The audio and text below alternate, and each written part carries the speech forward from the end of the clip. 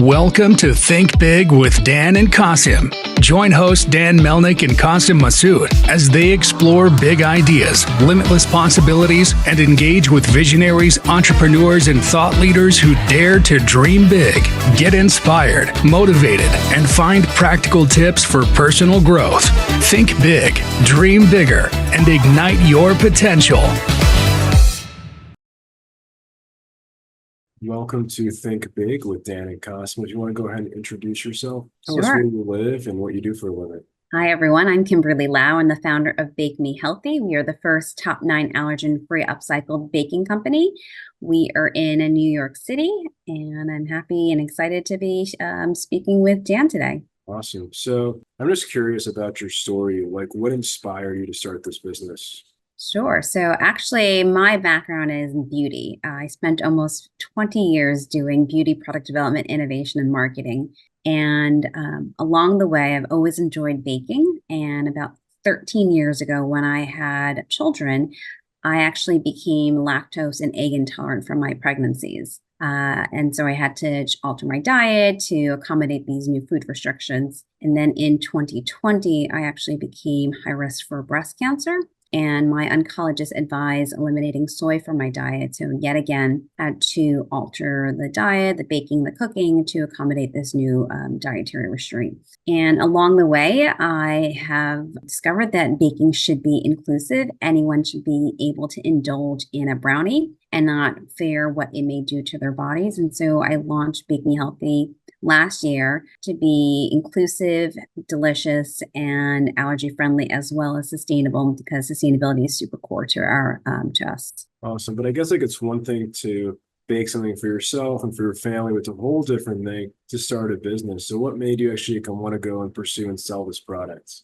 Yeah, great question. So I know that I have friends who either have food allergies or intolerances or have children that have it. And I just saw that, they were struggling with what was on the market in terms of actually being able to indulge mindfully. I think most of us are looking for a healthier diets and I saw all the sugary sweets and treats at bakeries, and I just knew it didn't need to be like that, and people can actually enjoy sweet treats without feeling like they have to sacrifice something. So let's just talk more about the ingredients. I'm just curious, what actually is in your products. So in terms of what kind of separates you from what the standard desserts are out there for baking products, things like that. Sure. Well, one, we use upcycled ingredients. So upcycling is taking food that would normally go to waste and finding a creative purpose for it. Food waste is actually, there's actually almost 40% of food produced is never consumed.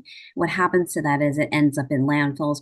Food is the #1 contributor to landfills and creates methane gas, a greenhouse gas, and ultimately leads to climate change. So for one, we're really focused on using a blend of different upcycled ingredients. One of our key ones is upcycled sunflower protein flour, which is leftover pulp from sunflower oil production. So normally that would be thrown away as a byproduct. And instead we work with a company that dries it, grinds it, and mills it into a fine flour. It's also super protein dense. So it has nutritional benefits as well as environmental benefits. So that's one. And then two is the fact that we are allergy friendly. So we're gluten-free, we're vegan, we're nut-free, we're free of those top allergens so that, like I said, everyone and anyone practically can enjoy our treats. For sure. So obviously, technically anybody can enjoy it, but I guess what have you discovered? Who's an ideal customer? Who's typically buying your products? Great question. So what I've discovered is what I find most in terms of the consumer is she is looking to indulge healthier. She typically will bake from scratch, but we're all pressed for time, right? No one, I don't think anyone is like, oh, I have so much time on my hand. And, I think a lot of people fear baking because they think it takes time or don't do it as often because they think it's a laborious chore. So we want to make it fun and easy, and all our baking mixes you just have to add 2 ingredients, oil and water or oil and milk to bake it. So less than 3 minutes, I joke, less than brushing the time it takes to brush your teeth. You can easily whip up and just put it in the oven and have a delicious treat after. So really looking to those consumers who are looking to indulge healthier and just, but want an easier option. For sure. So In terms of your product right now, like where is it typically being sold? Like, are you more focused on retail, food service, D2C, Amazon? What does that look like for you? Yeah, so great question. We are right now we're focused on a little bit of all three. I'd say we're on D2C and Amazon. And as far as retail, we are, since we're located in New York City, we're in a bunch of independent grocers as well as Fairway Market in New York City. But right now, I'm actually working on food service because we're school safe, right? And I know it's something that's needed within the schools as well as reaching out to hospitals and even corporations because I think it's a great option. It's an easy option, and I know a lot of these organizations are short staffed, but just again, two ingredients, bake it real quick, and then have something delicious for children, staff. And I think that so right now the focus is kind of pivoting to look more at food service. Yeah, I mean, that makes sense. Obviously, now we're like in the summertime, so it's a good time, to look into these schools and get into schools. So, do you kind of have some schools lined up or schools that you're looking to get into, like colleges, universities, certain school districts, public, private? Kind of what are you targeting and focused on when it comes to your strategy for food service? Sure. So I think it's easiest to start with like the lowest hanging fruit. And so going back to my alma maters and saying, hey, is there an opportunity here? So I went to Cornell University for undergrad, and they have an incredible Cornell dining experience. It's one of my fondest memories about attending Cornell was the food. So right now I'm in the process of pitching to them. And then I also went to Columbia Business School for my MBA. So reaching out to that organization and then just speaking with like mom friends who have kids in private schools and trying to reach that network. So really just using my network to do the outreach. And that's where I'm starting. That's awesome. So I guess like when you're in retail or even D2C, like what has been your strategy to actually get trial or even get people to buy your products? Obviously, like in retail, I'm not sure if you're going sometimes and doing tasting, samplings, or D2C running ads. Like what have you found that's kind of worked for you so far? So far, I know trial is key. And so with retail, I do store demos every week. I'm probably in a store 4 times a week. Yeah, so I would say like there are weeks where I've done 6 demos in a week because I know I people need to try before they buy, and especially with something healthy and something new, they want to and I think a lot of people get a little bit deterred, like, oh, it's vegan, it's gluten free, it's soy free, there's no refined sugar, like. How good could it possibly taste? So I think there's a little bit of apprehension, and I think breaking down that barrier through trial is key. So that's what I find through in-store demos. Also doing live events really has helped in terms of getting people to try and buy. As far as online, I've tried a little bit of paid media, and I found that it didn't really work for me. I think you need deep pockets for paid media, and I completely bootstrapped, super early stage. So I think for now, for me, holding on the paid media, as far as like your Meta and Google ads, for Amazon, I am finding it helpful to do advertising. I think Amazon, you have to do advertising because you're one in a bazillion different products on Amazon. So you need to break through that clutter with ads. Hey y'all, it's Dan Melnick, the CEO of Zing, and I wanted to share a special offer for all of our listeners. Right now, if you need software development services, we'll give you 2 weeks of a free trial. Do you need to update your website? Do you want to build a mobile app? Do you want to update something that you've been working on for a long time? We've worked in a high-level technologies like AI, machine learning, blockchain. So shoot me a text, 817-874-2208. Thank you. So has Amazon been a good channel for you so far, or is it still pretty early?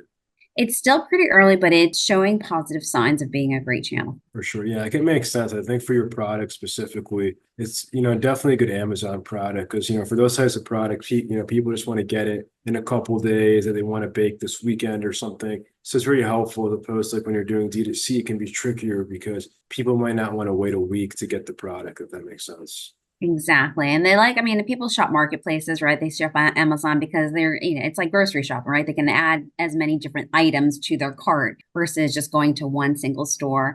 And I think it really helps in terms of the trial. For sure. So obviously now we're about halfway through 2024. So I'm curious, like, what are some of your biggest goals for this year? Obviously that we're almost done, or I guess like we're about halfway through. So like for this year to be successful for you, what are you trying to accomplish? Yeah, so for this year, I think for us, the goal, I'll break it down in terms of different channels or different pillars. So first and foremost, like consumers, we're really looking to just be the end goal, just not for this year, but the end goal is to be in 1 million households, 1 million families, helping 1 million families indulge in a healthier manner. And I think that's really the end goal for us. As far as this year, in terms of, because I like to think about consumers as well as people on the planet. As far as the planet, helping to eliminate and save 50,000 pounds of food, in addition to the products of using upcycle ingredients. I actually regularly volunteer with an organization called Food Rescue. And what we do is we bring food from local supermarkets, or there's bagel shops, or really anyone who's camps even. And for the supermarkets, it's like food that's about to expire. And then we bring it to local shelters. And I actually just did it this morning. And it's such a gratifying feeling because you're making a positive impact, not only on the planet, but also in terms of food insecurity. So the goal there is to save about 50,000 pounds of food this year. As far as like channel strategy and brand awareness, really to break into another big name retailer, grow as of course on Amazon, and then really break way into food service. It would be great to have like 1 to 2 big accounts in food service, and so those are really the goals that we've set for this year. That's exciting. Yeah, there's definitely lots of opportunity, I think, just across all these channels, especially because your product is so unique, it's so niche, and there's really lots of value. Because as you said, right, like lots of kids today do have many allergies and there's many challenges when it comes to certain products. So I'm curious because many companies today are using high level technology like AI. So do you guys currently use AI? And if not, like what do you maybe think they could give you some more value in 2024? Yeah, probably like every other business owner, I use AI like Chat GPT. And I know that there's a world more that I can use it for. And I haven't figured that out yet. But what I use AI for in the Chat GPT is really in terms of copywriting. It helps me to write like where you do email blasts. So it helps me to create all those email blasts.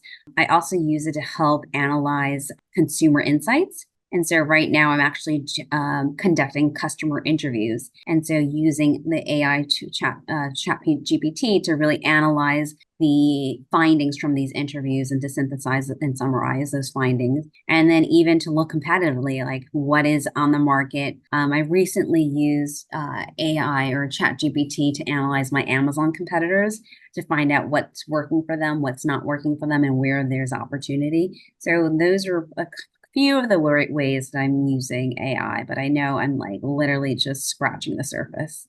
So in terms of your customer interviews, is it really just kind of like what you were saying earlier, like that your customers fit that profile? Or is that data you've gotten been a bit different to what you've seen? Like, what have you really gotten in terms of feedback? Great question. So for me, these recent customers, so I just started this earlier this month. And for me, the goal is really to understand what are their pain points. Or what are they experiencing in terms of trying to indulge in a healthy treat? What are their where there's a gap, where there are brands that are doing well that they love, and where their brands are like, oh, I wish this could do better. So doing all that, so that's kind of what the focus is, and then really understanding for me. So right now we have baking mixes, but understanding another category to launch into, and really seeing like what would that other category be that consumers are finding a need. Makes sense. So obviously, Sukam, you mentioned that you started this business about 1 year ago. So I'm curious if you could go back in time, what is the one biggest piece of advice that you wish you knew before you started this business? There's so many, but I would say the biggest tip, insight, and challenge that I faced over the last year is, so I came from, again, I mentioned the world of beauty. And I thought, well, beauty CPG, lots of parallels to food CPG. It's a product. I know how to develop a product, know how to market a product. But what I didn't realize coming in was that the margins are completely different between beauty CPG and food CPG. And so it's almost like a pennies game within food CPG because the price points are lower. Then you have all your retailers, your brokers, distributors. So it's a challenge to be profitable in food. And I think I see that now with the number of food businesses that are folding. But I see it in terms of just my own business, in terms of profitability. We're small, so we don't have the scale volumes. But not only that, our ingredients are expensive because we use premium ingredients. We use upcycled ingredients for 3 to 12x more than a non-upcycled ingredients. People often think, oh, it's food waste. You're saving food waste. It should be free. But no, that's not the case because what the manufacturers that we work with, they have to obviously transport the food waste, sanitize it, and then process it into this fine flour. And so there's obviously costs involved in that. So it's not free. So knowing that, and then also the food allergies, and so making sure that our ingredients are allergen friendly. And so that limits the pool of different flours that we can work with, different sugars, everything pretty much that we can work with, because we have to stick to this, core value of being inclusive for everyone. So that's been the challenge, is really managing the financials for the business. And I think going in, I think I would have just thought a little bit different about the business had I know what I know now about just the margins. Right. So you're saying it's a bit tricky to be competitive sometimes because people are expecting to pay whatever price point, and then your price is higher, but it's higher simply because, as you said, that you have premium ingredients and it's more expensive to manufacture. So it can be tricky sometimes. They're comparing it to any off-the-shelf brand, essentially. Right. And then also I've discovered that people value sustainability. Or, if you ask someone, are you focused on sustainability? You'll never get a no, but people don't want to pay a premium for it. Or at least at this stage in 2024, people are not looking to pay a premium. It's a bonus. So if they're comparing our baking mix to another baking mix and their price the same, and it's like, oh, by the way, we help fight climate change, they're like, great, it's a feel good, but not enough to like pay a premium. Yeah, I think it depends maybe how much more, but yeah, for sure. I think for a lot of people that in theory, it's a good thing to support. But I think especially now, it can be tricky, especially if it's like a product that's not like necessary for sure. Like, it's like a baking mix. Like, I don't know if you're buying like meat or fruit or something, it could be like a little bit different, but yeah, it might just depend like on the product. So I'm curious, so if we're going to have this conversation again in 1 year from now, where do you see things going for your business? Yes. So 1 year from now, my goal is to test out this new product market that I'm trying to understand from these customer surveys. So we're really looking into a new category that hopefully has a wider appeal, and really trying to also manage the costs efficiently so that we can scale the business. That's amazing. And we're rooting for you. So if somebody watching this wanted to reach out to you, do you mind sharing your website or social media, I guess, best ways to get in contact? Sure. So I'm a solopreneur, so all roads lead to me in case anyone needs to reach out. And we have on our website, we have a chat bot. So it's bakemehealthy.co. There's no M in there. Domain was taken.